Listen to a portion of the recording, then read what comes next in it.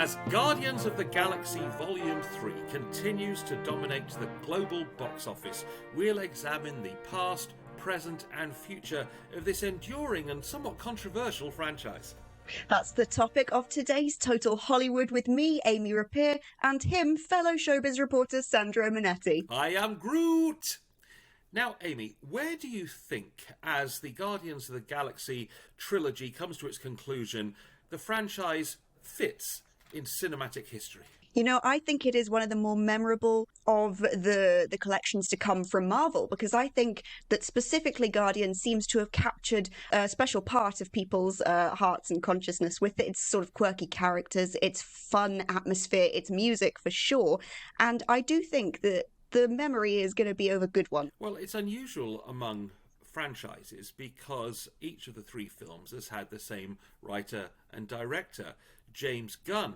But he was almost not involved in Volume 3 because he was actually fired from the movie for historical tweets at one point. Remember that? Oh, yes, I remember that. I remember the absolute storm going all over Twitter as soon as these things were unearthed. And I can't say it wasn't completely justified. Those were some vile tweets. Yeah, we're talking about, he was joking about rape and pedophilia. And so Disney, the Marvel parent, said, our values don't represent those tweets. And so they fired him from the franchise. But that was not the end of the story. Because Chris Pratt, who largely owes his megastar career to James Gunn casting him as Star-Lord in the first place, went to bat for him. And so he recruited the rest of the cast. They all signed a petition. They marched upon Disney en masse. The Guardians of the Galaxy actually sort of went down there and said, look, is there any way we can get him back? And Disney relented. James Gunn was rehired. Did Disney make a mistake? I would be inclined to say yes. And I know that may be controversial because obviously what he does contribute to the franchise is special. It is his signature look, his signature feel that people love so much. But to me, when I weigh up whether I think it's worth it to trade off his personal reputation and the reputation of the company he's attached to in order to get a few fun films, I'm not sure that I would have made the same decision. I'm actually quite disappointed in Disney for relenting. I'm also in some ways disappointed for the cast members that signed a petition to say, hey, it's okay to say these things. In fact, it's more than okay. I think we should forget about it, bring him back and give him lots and lots of money. It leaves a bitter taste in my mouth, if I'm honest. So it's not just Disney that are getting in the James Gunn business because he has now been hired by the rivals. With the Guardians trilogy over, Warner's have picked him up to take over DC, the main competition. So his first project there will be rebooting Superman, finding a way to tell that story. Do you think that'll be something of a challenge for him?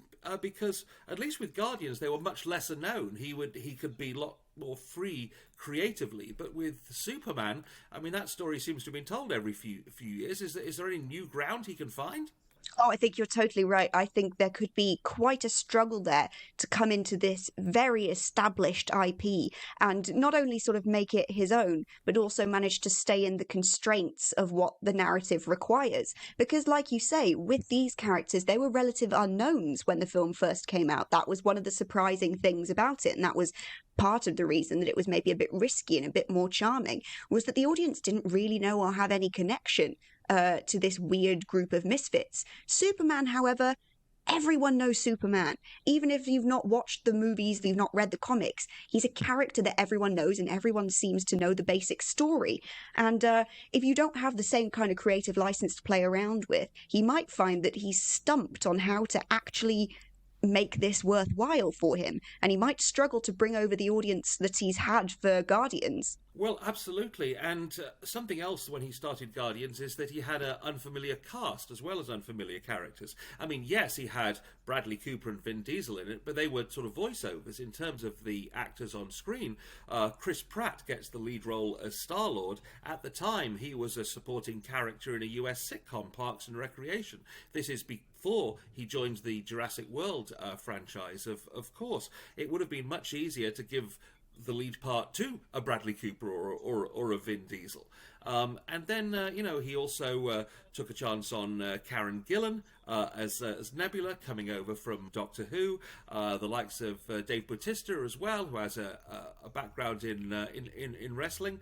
So, Alfred Hitchcock always said that casting was the most important thing in movies. How important has this rather surprising casting been for the Guardian's success?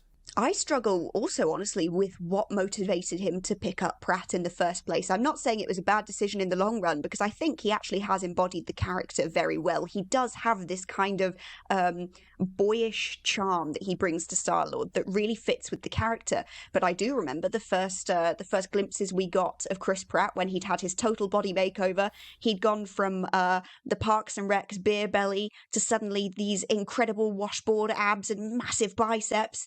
But the casting is incredibly important, and I think that is a big part of how we've managed to become so attached to these characters. I love Karen Gillan. I'm a big fan of Dave Bautista. They're both incredibly likable actors, and they've both brought something to the role that I think has really, really enhanced it. Well, when I saw the first movie, which I really loved, by the way, I couldn't get over the fact that Chris Pratt seemed to be copying Indiana Jones. To me, it was almost a rip-off of a Harrison Ford performance circa 1981. But I don't know if that's true or not. But if you're going to copy anyone, I mean, why not sort of copy the master? It certainly worked. And I'm with you on the rest of the cast. And his lucky charm was Zoe Saldana, really, because she was coming over from Avatar, which was the #1 film of all time, and then she also went on to appear in the film that briefly overtook it as the #1 of all time, Avengers Endgame, playing Gamora, her Guardian's character, in that one as well. So, if you're looking to start a new franchise, go and get her, because she really seems to have quite a place in movie history. But just as James Gunn is moving on, so are the actors as well. Zoe Saldana gave an interview saying that she'll miss the character, but she won't miss the 3:30 wake up.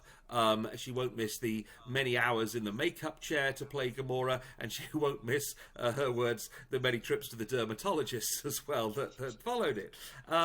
Meanwhile, Dave Bautista also complained about those many hours in the makeup chair and went a bit further, saying that he doesn't want this part to be his acting legacy, almost implying it was more of a comedic performance. So my reaction to these things is like, oh, shut up and try doing a proper job. Go and work down a mine or in an emergency room, and then you can complain about all those hours in the makeup chair. Am I out of order?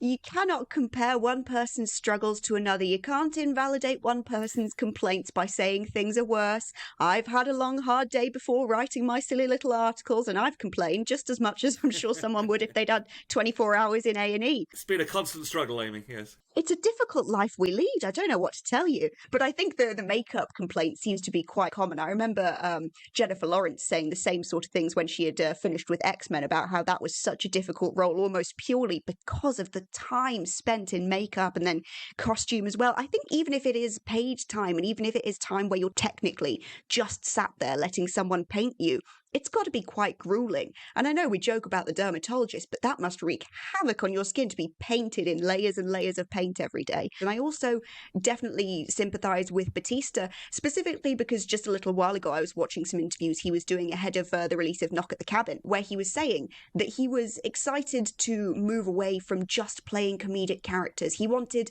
to explore more possibilities. He wanted to show that he was capable of more. And I think if he doesn't want his legacy to be just sort of as a one-note actor, especially when he's just come from wrestling, I think I understand that he wants to go and do a little bit more. I support him in that. Well, yeah, and he was very good at Knock at the Cabin, but again, don't knock the franchise that's made you, because so many people love this, regardless of what he thinks of it. And I find this a lot with actors in science fiction and superhero films. They somehow look down on it in a way. No, absolutely not. Get over yourself. Now, Groot is played by Vin Diesel, whose only lines, until a surprise coming up in number 3, is "I am Groot."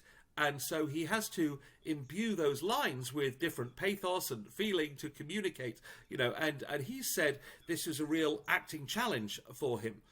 Was he joking? It does sound funny to look at an actor like that and say that their repeated one line has really challenged them. But if you think about it, he's got to be telling the truth, because if you are so limited on the material that you're given that you're relying completely on tone, because obviously it's voice acting, he can't rely on his face, his body, anything. He's having to put absolutely everything into 3 words, and that's all he's got to work with. So I can understand why that would be really difficult. It, to me, feels quite similar to how actors, like fairly recently, Robert Pattinson, after doing Batman, said it can be really difficult to act when you've got a mask on, because then you have to act with such a small part of your face. He's acting with such a small part of everything he's got to offer. Maybe it is really difficult to be Groot. Well, I think back to the famous story about Marilyn Monroe, who in Some Like It Hot had the line, "I am sugar." So no, it's me sugar. That was right. It's me sugar was the line in Some Like It Hot. See, I can't get you right. But I needed 2 takes. She needed 56, And Tony Curtis and Jack Lemmon were doing bets on the set, over or under on the 50.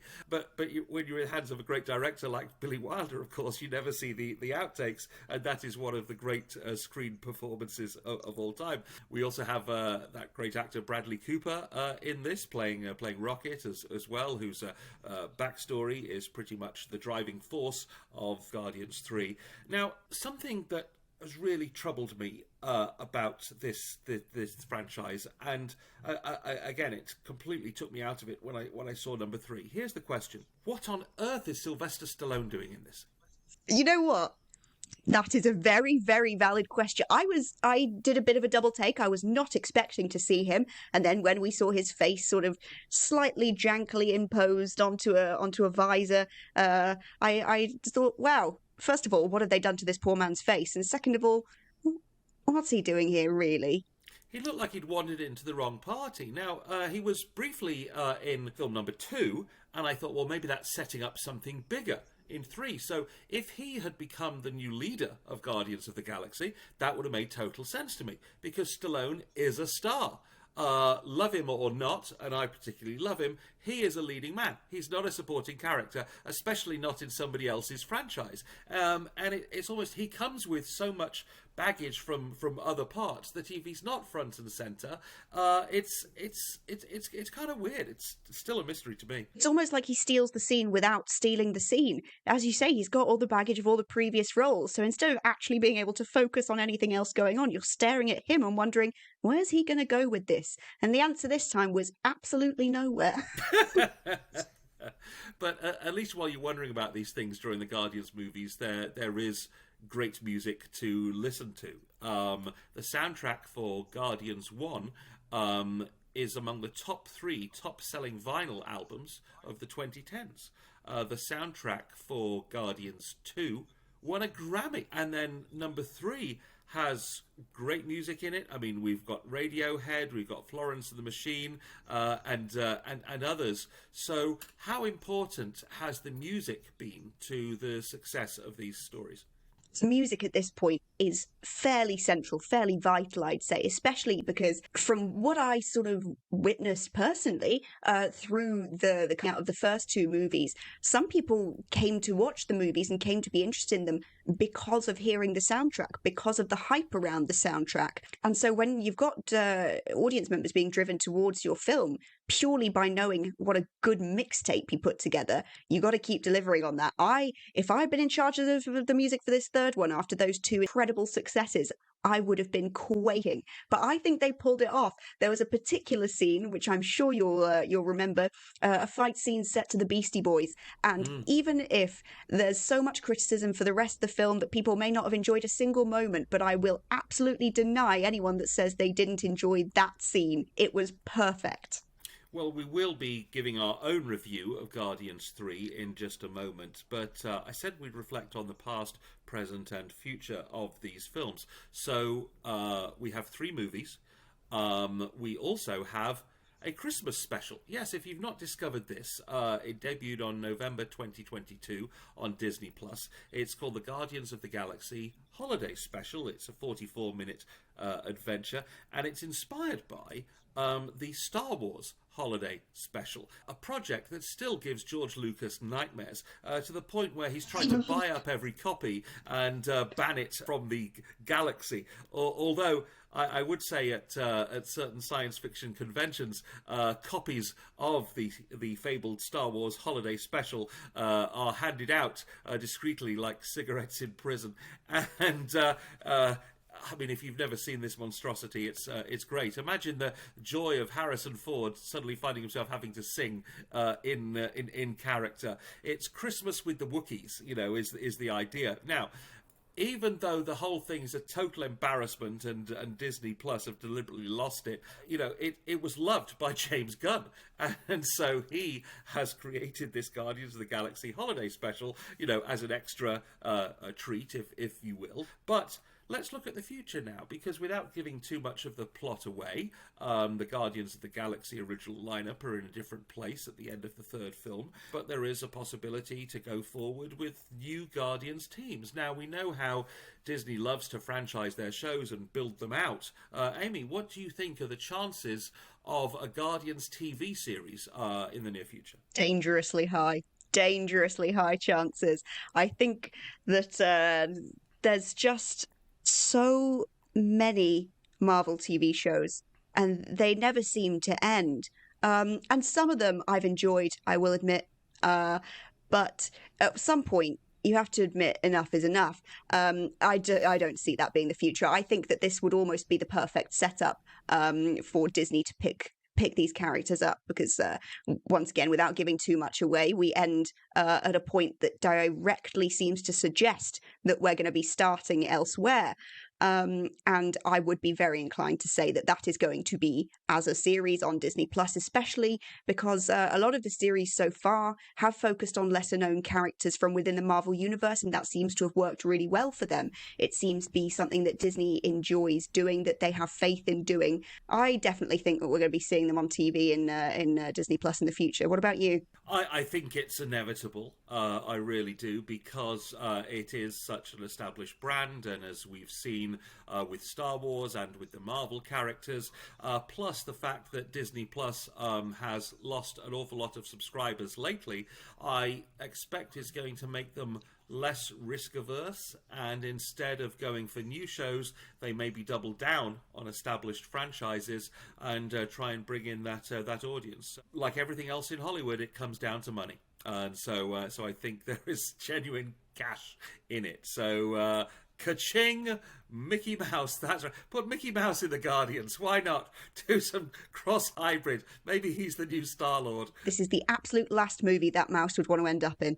Yes. Hey, if Stallone can be in this franchise, Mickey Mouse can be in it. Why not? And I mentioned Marilyn Monroe before. Let's use some AI and get her in it as well. So I think that'll be great. Yeah, the Guardians of the Galaxy trilogy has come to an end, but the future is limitless. But talking about bringing the trilogy to an end, it's time for us to bring the show to an end by reviewing Guardians of the Galaxy Vol.3, which has certainly been a hit with the audience. It took $300 million at the global box office in its first 5 days on release. But has it got legs? So it'll be interesting to see, if people continue to go, or whether the word of mouth on it is bad. Certainly there's been some opinions on social media, but dear listener, as you know, it's only mine and Amy's opinion that really counts. So less a review, more a public service. Amy, take it away. What did you think of Guardians Volume 3? I was a little bit nervous going in, because the main reception I'd had when I asked on Twitter, who's seen it, what do you think of it, was people telling me to bring my tissues, people telling me that I was going to be a wreck, people asking me, do you have pets at home? Oh, you're going to be thinking about this for days. And I thought, oh, good Lord, what am I about to witness? The film itself, I have to say, I do think that it was a fitting conclusion. Even if it's not a full conclusion, as we've said, it's definitely not finishing. But for what it was meant to be, which was a wrapping up of the stories of our beloved main characters, I think it did well. I was especially interested in how James Gunn chose to not quite retcon but work his way around what had been done to Gamora. Obviously, with Gamora and Peter being our central couple, we love the two of them, we root for them, their chemistry together is fantastic. And now suddenly he's got to bring her back and it not be the same. I think it was well executed. It made me feel quite emotional. It tugged on my heartstrings, the idea of this sort of lost love, of coming to terms with heartbreak, of falling out of love with someone. And obviously there was lots of other things that, without spoiling too much, definitely tug on the heartstrings if you're an animal lover. But overall, I think it was an enjoyable movie. It was well paced. There was some fantastic music, as always, and the performances from all of our central cast were just fantastic. Especially Will Poulter. He was painted gold, and that's very fitting because he is my golden boy. I adore him. Did you enjoy the vivisection? Did you enjoy the child trafficking? Let me tell you, Guardians of the Galaxy Vol.3 is a crime against cinema. I could just not get over the animal experimentation. There's a rule in cinema. You do not kill the cute animals. No one has told this to James Gunn.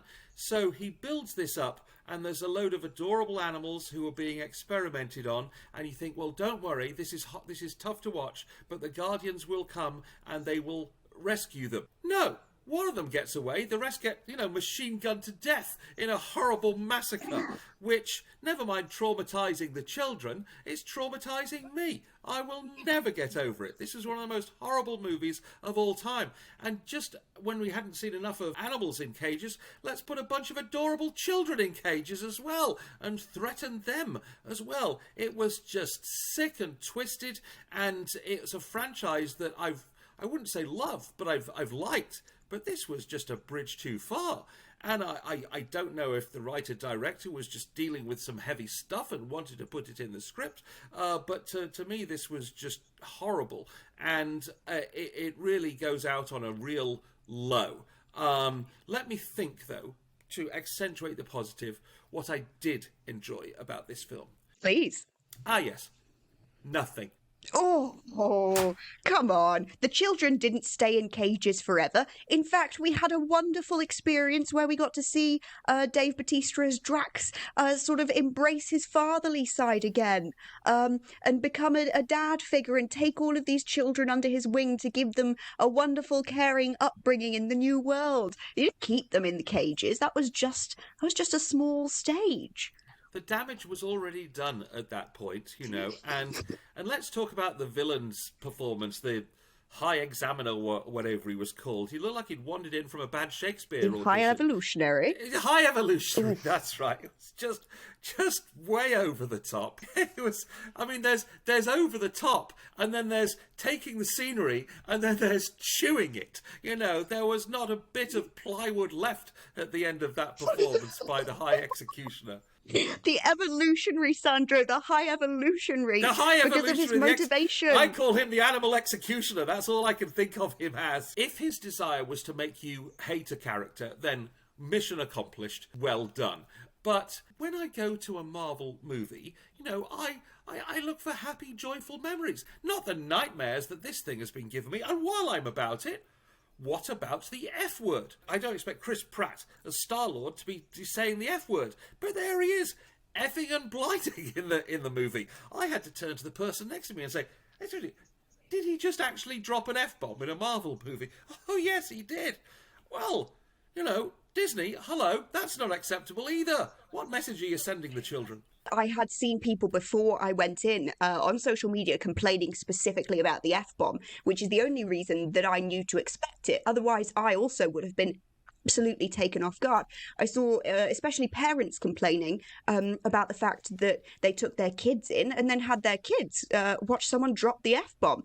And part of me says, okay, I understand as a parent, maybe that was a bit jarring, but also it's rated as like a guidance, adult guidance anyway. That means as a parent, you're meant to like look it up and check if it's appropriate or that you want your child to see it. They're rated this way for a reason. It was just one little F word. I think the weirdest part was where they chose to put it. That was an absolute waste of an F-bomb. You know, parents are busy enough without having to, Google a Marvel movie and say, is there any F-bombs in it? Well, thank goodness they have Total Hollywood, so parents, those of a sensitive nature, at least my advice is just don't go. Just read a book instead. I will concede, not the most child-friendly of the Marvel movies, which is something that I hadn't come to expect at all from Guardians specifically. I'm always the first one to say Guardians is such a fun bit of Marvel. And then there was, admittedly, some incredibly dark parts of this. And if I was a small child, you can't be that small to go in. It's not a you. But I, too, probably would have been quite upset by seeing, like a little white rabbit with all its legs cut off. I'm still getting over the death of Bambi's mother. I mean, why does Disney keep doing this every 60 years? I mean, They know it works. Yes, it does. Well, actually, Walt Disney's template, for making movies was always grab the children in the first 5 minutes by separating the parents or threatening the death of a parent. That's why so few Disney animated characters come from two-parent families. But I don't remember Walt Disney's template handed down to Marvel Towers being, okay, get a load of cute, fluffy animals and then massacre most of them. That is just too much. I'm all for progress in filmmaking, but, animal torture is not for me. I'm thinking I may have been slightly negative in this podcast, so, Amy, I'll leave you with the final words of this episode of Total Hollywood.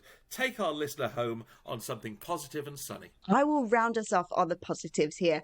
I genuinely think that it was a nice and emotional and still fun, fitting conclusion to the trilogy. We rounded off all of the stories of our central cast in a way that felt that it suited them. They mostly did get happy endings, apart from the small cute animals that died horrible deaths, but that happened earlier. Once we got to the end, you forget all about it. Obviously, it's not really a proper conclusion, because we all know it's going to be made into a TV series, but for what it was, I think they did it pretty well. They took some risks, and they may not have paid off with everybody, but most of it paid off with me. There was endearing characters, an exploration of heartbreak. It wasn't that bad.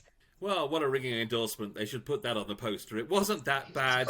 Total Hollywood. So that was Guardians of the Galaxy. We are the guardians of your morals. See you next time on Total Hollywood.